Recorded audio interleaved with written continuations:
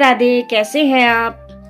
क्या आपने कभी गौर किया है कि कुछ घरों में अचानक कबूतर आकर एक कोना चुन लेते हैं। ना कोई शोर, ना कोई डर, बस चुपचाप तिनके जोड़ते रहते हैं और घोंसला बनाते हैं और फिर दो छोटे छोटे अंडे दे जाते हैं। कई लोग तो इसे साधारण बात समझकर अनदेखा कर देते हैं, लेकिन कुछ के मन में एक डर बैठ जाता है। कहीं यह कोई संकेत तो नहीं, कहीं यह अशुभ तो नहीं, या फिर यह कोई बड़ा शुभ संदेश तो नहीं। क्योंकि आपने भी देखा होगा, कुछ घरों में कबूतर अंडे देने के बाद शांति बढ़ जाती है और कुछ घरों में अचानक समस्या बढ़ने लगती है। तो आज की यह कथा सिर्फ कबूतर की नहीं, यह आपके घर, आपके मन और आपके कर्मों की कथा है। आज हम जानेंगे डर के पीछे छिपा सत्य। कबूतर कोई साधारण पक्षी नहीं है। शास्त्रों में इसे शांति, प्रेम और संदेश वाहक माना गया है। लेकिन प्रश्न यह है, अगर वह शांति का प्रतीक है तो फिर कुछ लोगों के जीवन में उसके आने के बाद परेशानियां क्यों आती हैं? क्या यह संयोग है या फिर यह प्रकृति का आईना है? इसी प्रश्न को लेकर एक दिन देवर्षि नारद सीधे कैलाश पर्वत पर पहुंच गए। हिमालय की दिव्य शांति, कैलाश पर्वत और भगवान शिव गहन ध्यान में लीन। तभी आकाश से वीणा की मधुर ध्वनि गूंजती है, नारायण नारायण। देवर्षि नारद भगवान शिव के चरणों में झुकते हैं।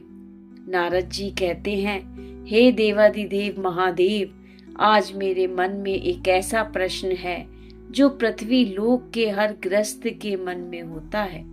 भगवान शिव ने नेत्र खोले, मुस्कुराए और बोले, कहो नारद, तुम्हारे मन में क्या चल रहा है?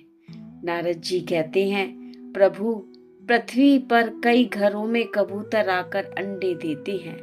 कुछ लोग कहते हैं यह शुभ है, कुछ लोग कहते हैं यह दरिद्रता लाता है।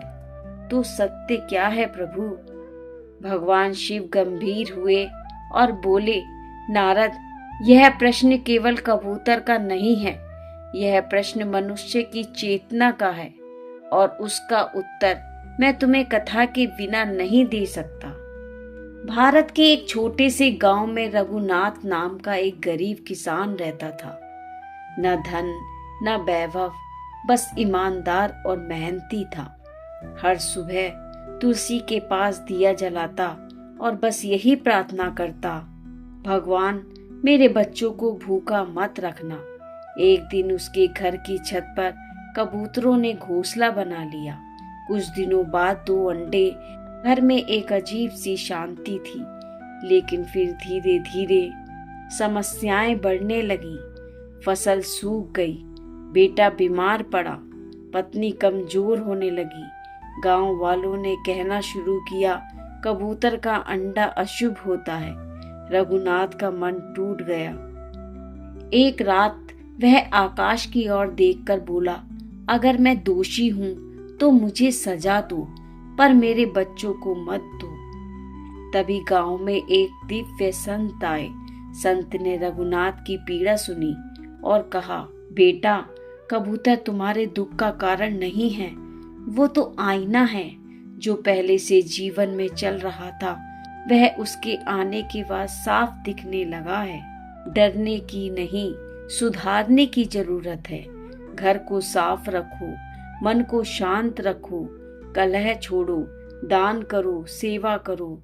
जब मन अशुद्ध होगा तो कोई भी संकेत अशुभ नहीं हो जाता।